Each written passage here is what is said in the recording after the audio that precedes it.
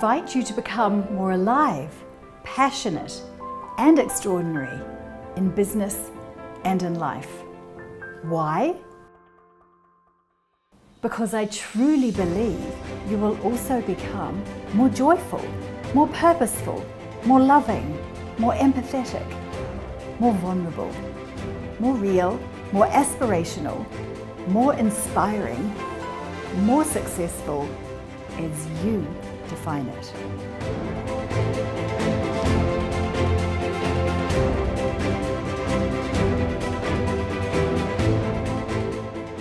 I was a businesswoman in New Zealand with all the trappings of success as I defined it at that time. I had money, gorgeous blue sports car, wardrobe of fabulous clothes, expensive jewellery. Well, that was until it all got stolen in 2005, but hey, that's a story for another day. I had a multi-million-dollar house, international travel. I guess you're getting the picture.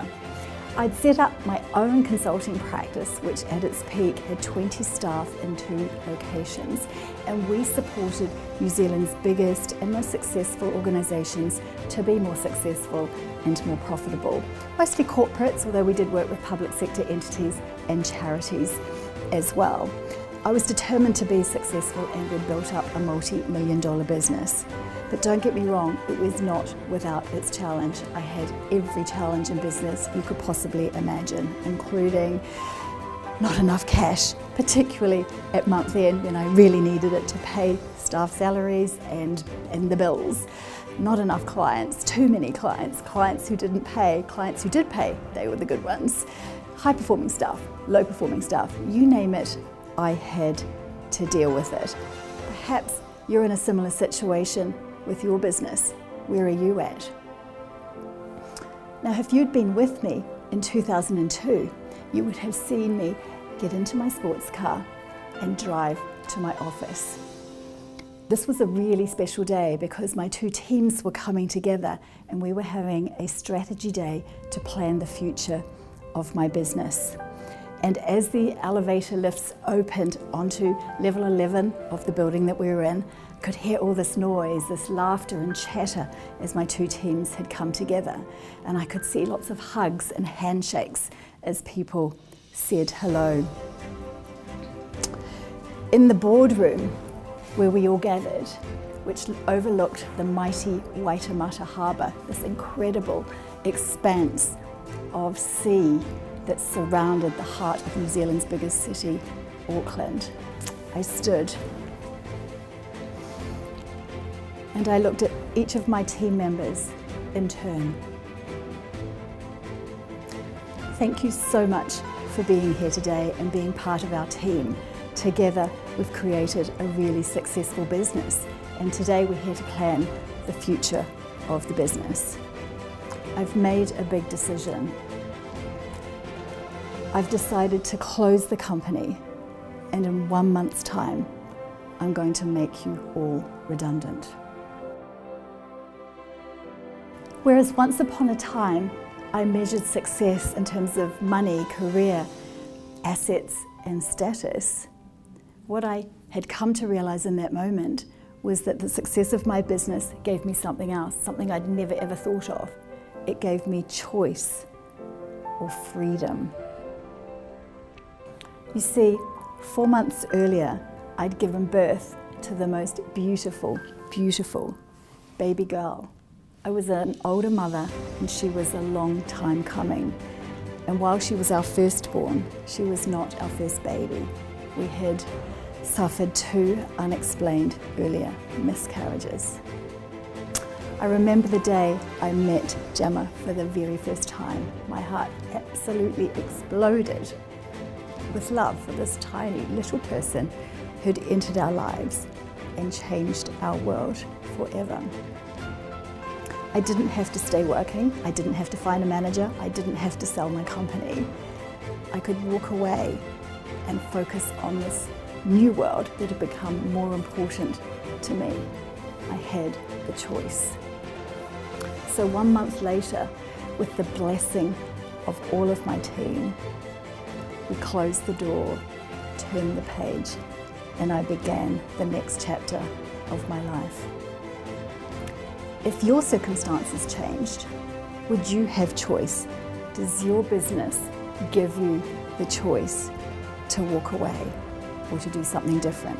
Perhaps actually that's why you set up your business in the first place. And if it is, have you achieved it? Are you on the path to achieving that? And if not, what is it that you need to do in your business to have that level of choice and freedom within your business and for your life?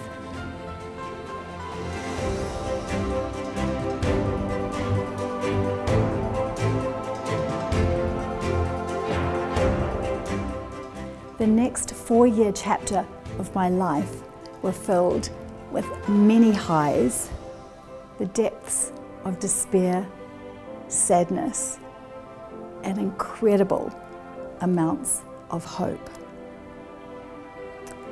What I didn't realize at the time, in looking back from where I am now, I was really, really struggling. I'd lost sight of the dream that I'd created as this young, ambitious, enthusiastic, perhaps even invincible graduate. The dream for what my business world would look like and what my life would look like too.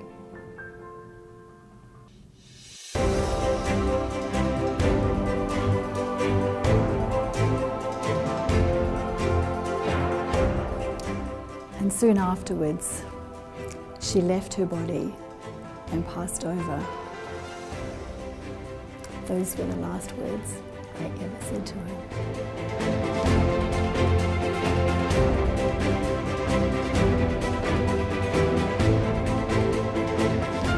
Where are you at in business? Where are you at in life? Are you achieving all that you set out to? Remember that dream, that time when you felt unstoppable, invincible perhaps, or are you struggling?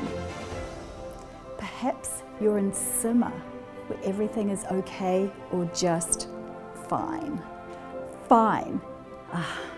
Is fine really good enough?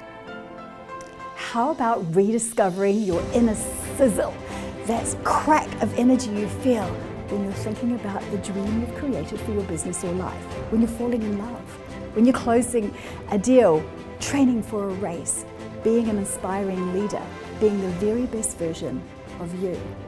Sizzling, as in spicy hot, full of flavor, super sexy, or passionate.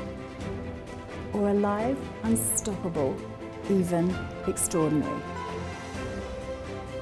When you're sizzling, you're running on passion, not adrenaline, and you're giving off sparks that make people say, I'll have some of what she's having, or wow, what's he on? A little bit challenging, maybe.